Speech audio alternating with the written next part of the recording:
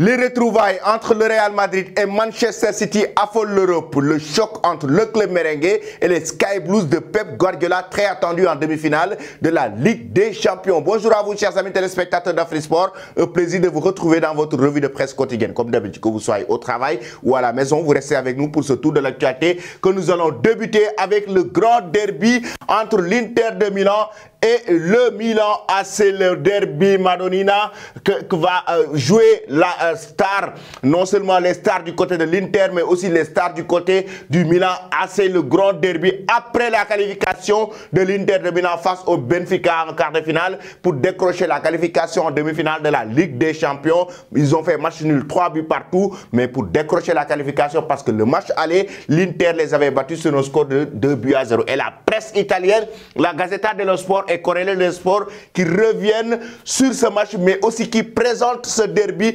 Madonnina, Derbum ou Derbissimo, qu'on va parler entre le Milan AC et l'Inter de Milan, des retrouvailles entre des grands clubs italiens, les deux grands clubs italiens, notamment le Milan AC qui a éliminé Napoli, qui est leader de la Serie A, mais l'Inter de Milan qui a éliminé aussi le Benfica, les grands clubs qui vont se retrouver, et ça va nous amener directement dans l'ère de Maldini ou Nessa ou Inzaghi ou Gattuso, dans l'ère d'Adriano, de Zanetti, de l'autre génération de Materazzi, de Pirlo, et oui, dans l'ère de Nesta, chers amis, ça va nous amener très loin dans l'ère de Kaka, l'autre génération qui avait carrément marqué le football italien et le football européen. Qui va remporter la victoire entre l'Inter et le Milan AC? Donnez vos avis en commentaire, et qui va décrocher la qualification en finale de la Ligue des Champions. Après cela, de l'autre côté, c'est la déception, la désolation du côté de la presse portugaise. Record et Abola, déjà qui reviennent sur cette défaite, déjà 3 buts partout dans cette rencontre, même s'ils ont su revenir au score à la 95e minute de jeu, parce qu'il y a eu, il faut le rappeler, début de Nico Barella, début de notamment aujourd'hui le joueur Lautaro Martinez, le joueur argentin, mais en même temps cette équipe de Benfica ne s'est pas laissé faire. Il a essayé quand même de revenir au score en fin de rencontre, mais c'était quand même très difficile, et la presse aujourd'hui portugaise qui parle de désillusion de cette équipe, non seulement, mais par rapport aussi à leurs ambitions, par rapport à leurs objectifs dans cette compétition qui est la Ligue des Champions. Après cela, chers amis, nous allons parler du choc qui est opposé Manchester City au Bayern Munich, avec les contrastes d'Erling Haaland. Pourquoi? Parce qu'il affole actuellement l'Europe, il affole actuellement l'Espagne, déjà avant le choc face au Real Madrid l'année dernière. Le Real avait éliminé Manchester City sans Erling Haaland. Aujourd'hui, cette saison, avec Erling Haaland, Manchester City devient plus fort que jamais. Attention au merengue. Attention au merengue. Erling Haaland est en train de vous avertir. S'il a manqué son penalty, l'attaquant de City a atteint l'Allianz Arena en concluant une contre-attaque. Quand le niveau monte, il est encore là, présent quand le niveau est toujours là. 57e minute, Erling Haaland célèbre son but de la plus belle des manières sur une contre-attaque, des statistiques diaboliques. La question de sa connexion au jeu de Manchester City dans les matchs très intenses et pauvre en espace pour demeurer ouverte, et reviendra probablement sur le tapis dans le sommet du football européen de la saison. 12 buts inscrits par Erling Haaland en Ligue des Champions cette saison. Il devance tout le monde. Il devance Mohamed Salah qui a 8 buts. Il devance Kylian Mbappé qui a 7 buts. João Mario qui a 6 buts. Il devance Vinicius qui a 6 buts. Giroud qui a 5 buts. Rafa Silva, Lewandowski qui a 5 buts. Temery qui a 5 buts. Osimhen 5 buts. Rodrigo 5 buts. Il devance tout le monde. Il est à 12 buts. Il est de loin. Devance 8 de 4 buts. Aujourd'hui, l'attaquant égyptien Mohamed Salah, ça veut dire que Erling Haaland est sur une progression énorme en Ligue des Champions, raison pour laquelle la presse anglaise même s'enflamme. Daily Express Sport et oui, The Times Sport qui reviennent, The Daily Mail autant pour moi, qui reviennent, chers amis, sur la prestation incroyable d'Erling Haaland. It's him again. C'est encore lui, toujours lui, Erling Haaland, qui permet à cette équipe de Manchester City de se hisser sur le toit du football européen. Ils l'ont encore prouvé, ils l'ont encore montré. Real test heard after Erling makes amends. Qu'est-ce que ça veut dire? dire un vrai test avant que Erling Haaland mette une prestation honorable face à cette équipe du club bavarois. Et ça va être un test pour le choc face au Real Madrid parce que ce sera un match très attendu, chers amis. Dites-nous, chers amis, qui va remporter la victoire entre Manchester City et le Real Madrid?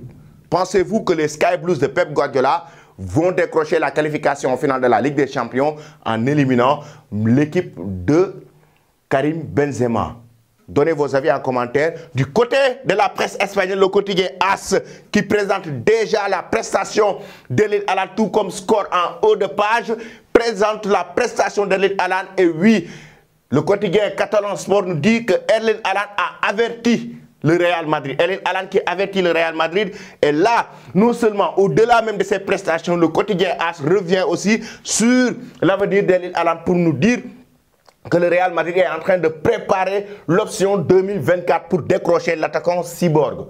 Et ça veut dire qu'au-delà même de cette rencontre qui aura lieu cette saison au mois de mai, en demi-finale de la Ligue des Champions, le Real Madrid veut toujours recruter Erling Haaland en 2024. Et oui, il nous dit en même temps que Manchester City ne veut pas le laisser partir et essaye de le blender avec un salaire de 500 000 € par semaine. Ça veut dire que actuellement, lui qui touche 350 000 € par semaine, à tout moment, il peut rester chez les Sky Blues de Pep Guardiola. Mais le club merengue veut le recruter du moment où il passe ses vacances en Espagne, chers amis. De l'autre côté, Sport parle aussi de l'offre du Barça à Messi qui a été présenté à la Liga pour essayer, en attendant d'avoir la confirmation de la Ligue pour pouvoir récupérer le retour de Lionel Messi. Et comme on l'avait si bien évoqué hier dans notre revue de presse, c'est par rapport à la nouvelle solution que le Barça a trouvée, peut avoir des revenus plus de 25 millions d'euros pour pouvoir payer bel et bien Lionel Messi et sur le plan marketing jouer avec son image, chers amis.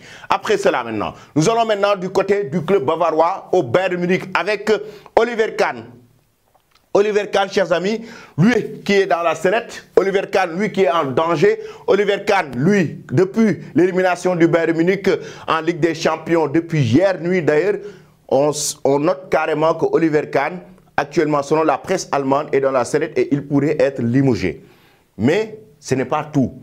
Oliver Kahn qui fait une sortie surprenante à l'endroit de Choupo-Moting. Qu'est-ce qu'il dit? Il attaque sévèrement d'ailleurs Choupo-Moting. Oliver Kahn qui nous dit que tout le monde n'est pas Robert Lewandowski. Il n'a pas certainement aimé la prestation de Choupo-Moting dans cette rencontre face à Manchester City. Il faut rappeler que dans ce match, Choupo-Moting, quand même, quoi qu'on puisse dire, n'a pas été décisif. Il n'a pas marqué de but, mais en même temps aussi, il n'a pas été assez dangereux face à la défense des Sky Blues. Et là, après la rencontre, il nous dit qu'il a besoin d'un très grand attaquant et que tout le monde n'a pas le niveau de Robert Lewandowski qui a quitté le Bayern pour rejoindre le FC Barcelone. Et raison pour laquelle d'ailleurs il attaque Choupo-Moting pour dire que ils ont besoin d'un vrai attaquant, d'un attaquant de haut niveau, un attaquant capable de faire la différence à tout moment parce qu'il sait que Choupo-Moting a du talent, mais il n'a pas le niveau de Robert Lewandowski. Tout le monde n'a pas le niveau de Robert Lewandowski, raison pour laquelle hier, face à Manchester City, ils ont carrément peiné sur le plan offensif pour marquer des buts parce qu'on sait que cette équipe du Bayern Munich a eu énormément d'occasions, surtout en première période. Sur les côtés.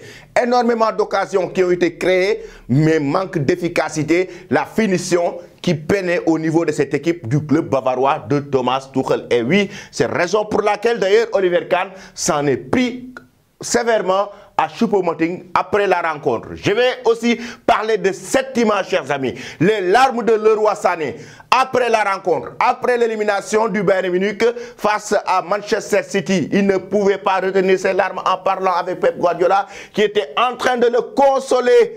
Oui, il en a vraiment pris après la défaite lors du match aller, la bagarre avec Sadio Mané, l'élimination qui s'ensuit, les critiques.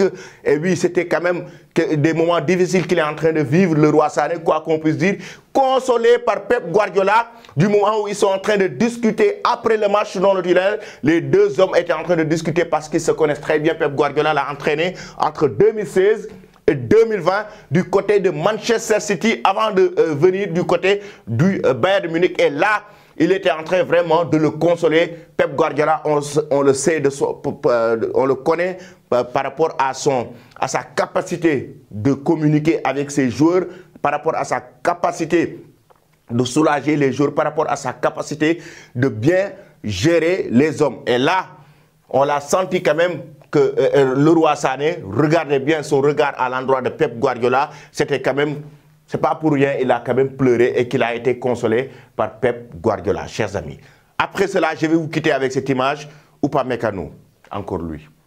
C'est dommage, Upamecano, le niveau d'Upamecano, le niveau ça peine, chers amis. Pourquoi? Parce que Upamecano, c'est lui qui crée le penalty.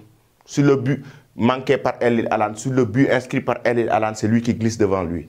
Lors du match aller, Upamecano, c'était lui qui faisait des bourdes. Upamecano, c'est le cauchemar qui continue. Merci et très bonne journée.